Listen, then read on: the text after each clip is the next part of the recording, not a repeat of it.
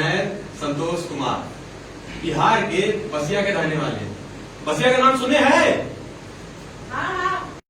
क्या बात है, क्या बात है, कोई तो सुना है। आप लोग नहीं सुने हैं तो चलिए अभी पहली बार आप लोग सुन लिया है। पर 1.5-2 साल से हम बसिया में नहीं रह रहे हैं, हम रह रहे हैं तिहाड़ जेल में। जेल ना बढ़िया मतलब ठीक है, मतलब कोई खास प्रॉब्लम है ना। अगर आप 4-6 महीना के लिए आना चाहते हैं, रहना चाहते हैं तो रह सकते हैं, कोनो दिक्कत है नहीं। सही बताएं, झकास है। मतलब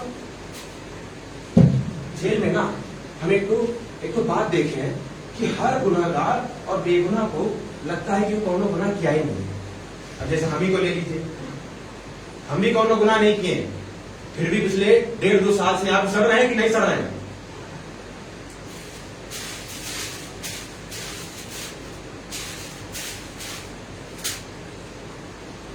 जेल में ना काम करते रहना बहुत जरूरी है। अगर आप काम करना रोक देंगे, ऐसा लगता है मानो जेल की दीवारें आपको काटने को आ रही है। ये अकेलापन साला बड़ा गंदा बीमारी है। इसलिए काम करते रहिए और दिमाग को बिजी रखिए, नहीं तो अनजान लोगों को देखते ही उनसे बातें करने लग जाएंगे। हम तो कम बोलते हैं, काहे ना कि हम झकास कहते हैं।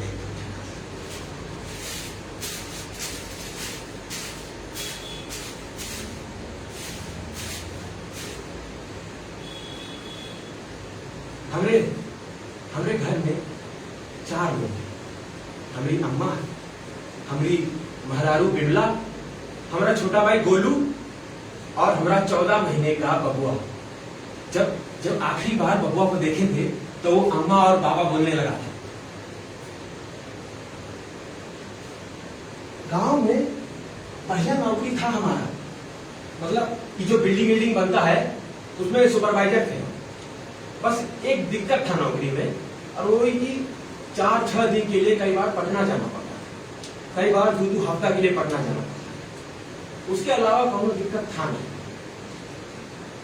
जो कमरा है ये हमारे जेल के सब जेलर साहब का है, हुसैन साहब।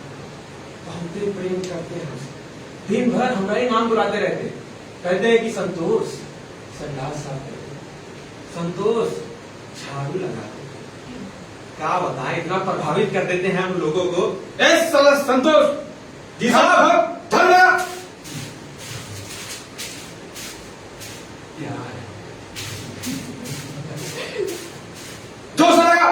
जी साहब। हफ्ते में एक बार आपके परिवार वाले आपसे मिलने के लिए आ सकते हैं। हमारी बिरला भी आती थी बबुआ के संग, गोलू भी आ जाता था, पर अब हम उनको बुलाना रोक दिए। कहा है ना कि वो लोग हमको देख के सोचते हैं कि हम यहाँ बहुत परेशान हैं। हमको परेशान देख के वो लोग परेशान हो जाते हैं, और उनको परेशान देख के हम सचमुच में परेशान हो जाते हैं। तो एक परेशानी गिल्ली डंडा खेल अब हम रोक दिए। 5 दिन बाद हम बाहर आ रहे हैं, उसके बाद तो हम जिंदगी भर हमारी बिरला को देखेंगे, हमारी बिरला हमको देखेंगे।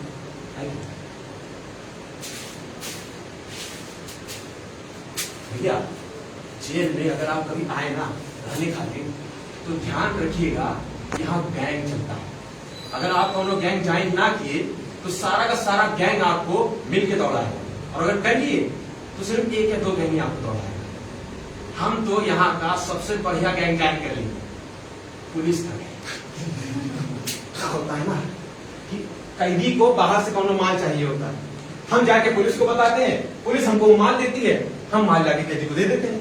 बस इतना सिस्टम बैठा लिए हम। कैदी और पुलिस के बीच का पुल है हम, समझ रहे हैं?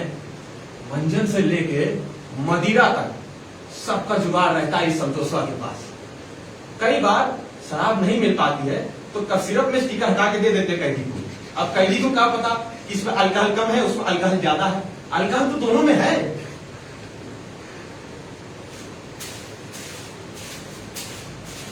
जेल में कई सारे काम कर सकते हैं। सबसे बढ़िया काम हमको लगता है कारपेंटरी का, है ना कि उसका गले में एसी लगा है। वेल्डिंग का काम भी ठीक है।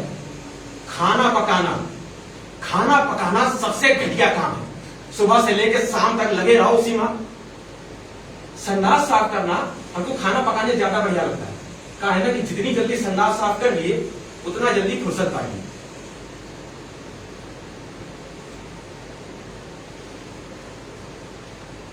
गांव में जब हम थोड़ा पैसा कमाने लगे थे तो अपने बाप का बनाया वो मकान ठीक करने लगे। ऊपर के मंजिल का पोता पोती रह गया था, बस वही कराना बाकी था, लेकिन तब तक साला यहां आ गए, कैसे करा। हमारे घर के बगल में प्रधान का घर था, पूर्व प्रधान था वो, और पूर्व प्रधान का 2 लड़का थे, अमरेंद्र पांडे और गोविंद पांडे।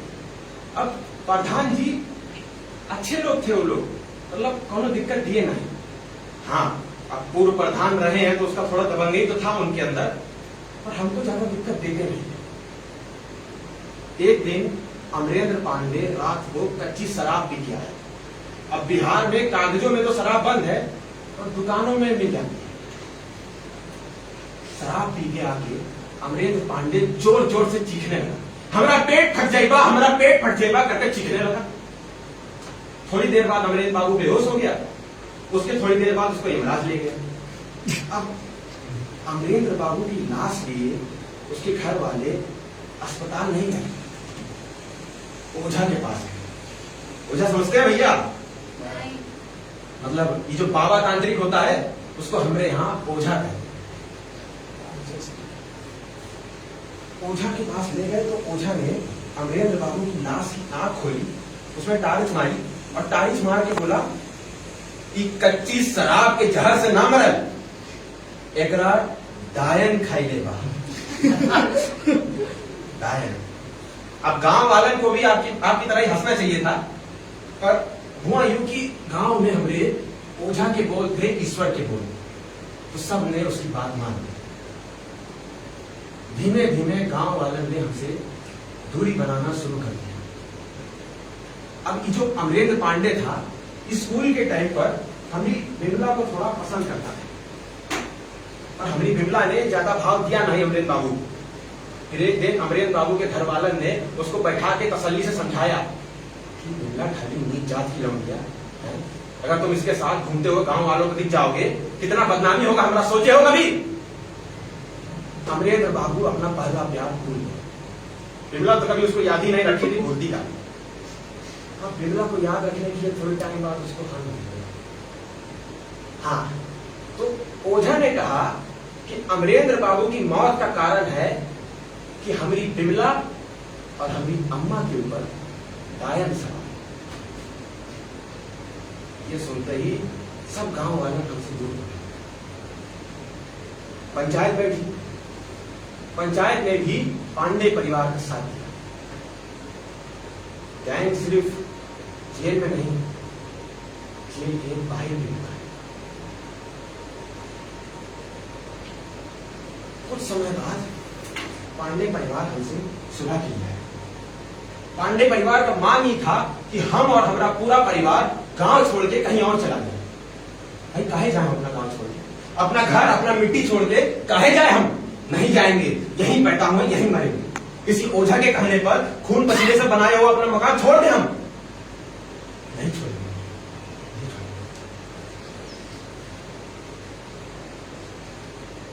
जब हमसे सुलह के लिए आया तो हमसे कहता है कि बीती बात सब भूल जाओ तुम, और तुम भी शांति बनाए रखो और हम भी शांति बनाए रखते हैं। हमने कहा तो बढ़िया है, ठीक है। 12 मई को हम वापस पटना के लिए निकल रहे। 1 महीना हम इस बवाल के चलते अपने घर भी नहीं जा पा रहे थे। कैसे जाए? कुछ हो जाता हमारी बिमला हमारी अम्मा को तो कौन देखता? 12 मई को पटना के लिए हम वापस निकले। घर में चूल्हा भी तो जलना है। काश कोई हमारा हाथ पकड़ लेता, काश कोई हमारा हाथ पकड़ के हमसे कह देता कि मत जा संतोष, तूफान के पहले की शांति। 14 मई को गांव वालों और पांडे परिवार के मर्दन ने हमें घर को घेर। घर को घेरने के बाद शुरुआत उन्होंने गाली गलौज से की। थोड़ी ही देर में गोविंद पांडे ने मेरी अम्मा के सर पर लाठी चढ़ाई।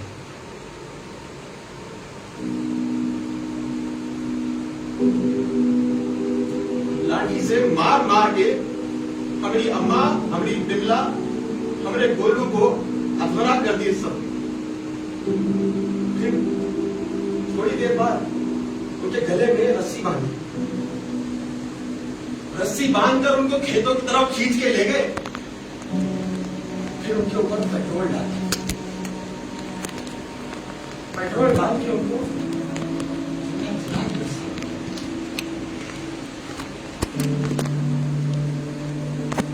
16 मई की सुबह जब हम पटना से वापस आए तो हमारा मकान तो था, मकान की 4 दीवारी में हमारा घर गायब था। घर को ढूंढते ढूंढते खेतों में गए, खेतों में गए तो खेतों में दूर एक तरफ खूब सारे कौवे उड़ रहे थे।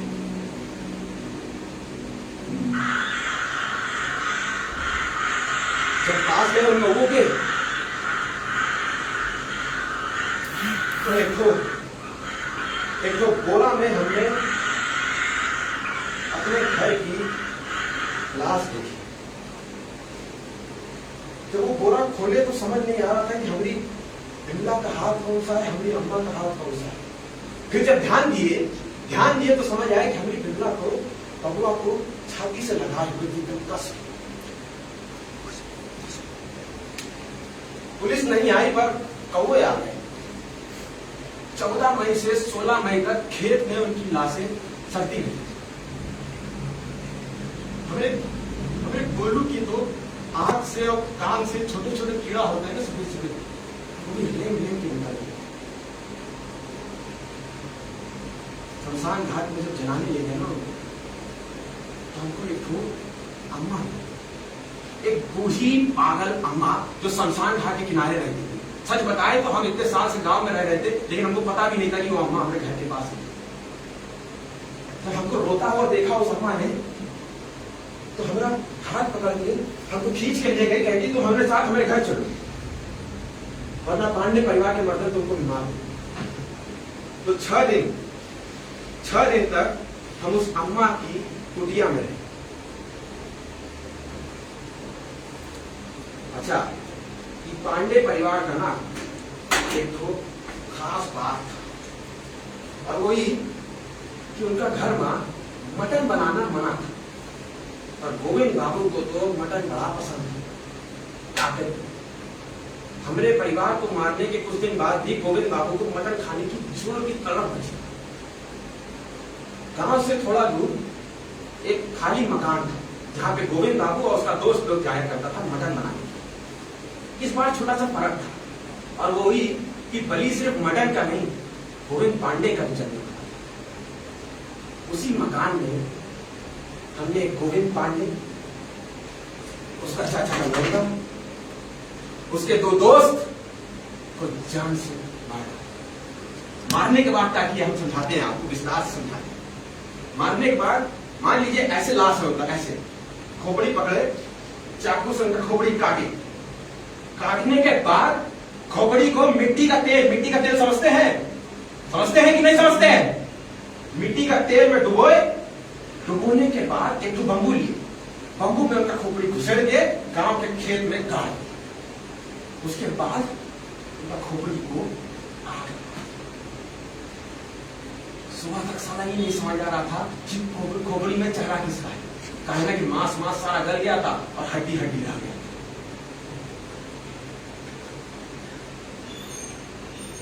कौवों ने ये भी देखा, और इस बार खास बात ये थी कि पुलिस जल्दी आ गई, और तब से ये हमारा नया घर है। 5 दिन बाद हमारा फांसी। जहां हमको फांसी दिया जाएगा ना, उसके ठीक पीछे एक विशाल काय बरगद का पेड़ है। उस पेड़ में खूब सारे कौवे बैठे। अभी 4 महीना पहले किसी आदमी को बलात्कार के लिए वहां पे फांसी दी जा रही थी। हम बाहर से देख रहे, तो हमने देखा कि जैसे ही जल्लाद ने फांसी का लेवा खींचा,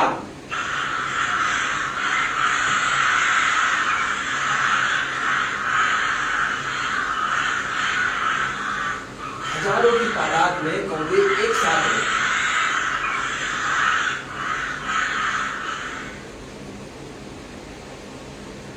हमको ऐसा लगता है कि शायद हम भी फांसी पर कौवे हैं। किसी और को सच्चाई मालूम हो ना हो, उनको तो सच्चाई मालूम थी ना। उन्होंने तो सुना होगा मेरी बिमला को चीखते हुए, उन्होंने तो देखा होगा गोविंद पांडे को मेरी अम्मा के सर पर लाठी मारते हुए, उन्होंने तो सुना होगा मेरे बबुआ को बाबा बाबा चिल्लाते हुए। उनको तो पता होगा कि गांव के किसी मर्दन पर कभी डायन नहीं आई और ना ही पांडे परिवार की किसी औरत पर कभी डायन नहीं। उन कौओं ने तो हमें परिवार की चलती हुई लाशों की खबर सुनाई। हमको फांसी का जरा भी डर नहीं है, फांसी का कोई डर नहीं हमको। बस थोड़ा सा दुख इस बात का है कि बाकी लोगों को जब फांसी दिया जाता है तो उनके लाश को उनके परिवार वालों को सौंप दिया जाता है जलाने का। उनकी लाश को जलाने के लिए कोई बचा नहीं।